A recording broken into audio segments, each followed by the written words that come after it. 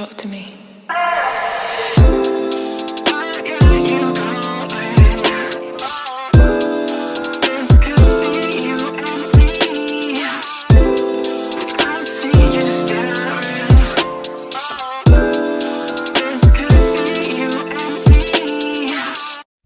Hello everyone! Today's video, gagawa po tayo ng isang happy birthday banner. So, para hindi na ako bumili, nag-print out na po ako ng happy birthday.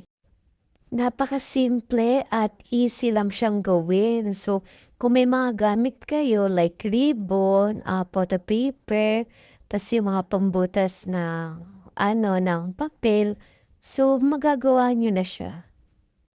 So, bali yung ginamit ko dyan is manipis na siya na photo paper kasi one time na naman gagamitin.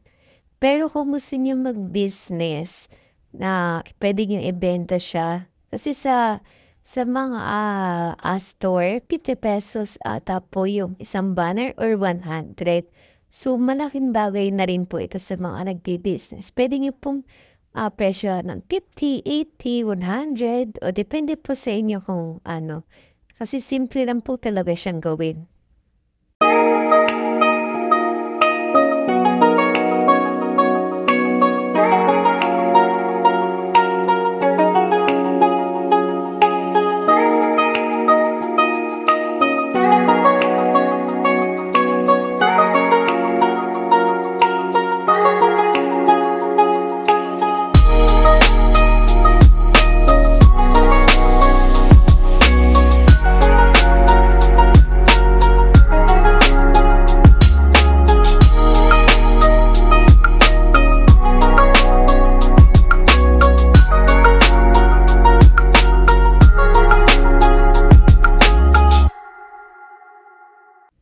Pagkatapos kong gupitin, so gumamit po ako diyan ng puncher.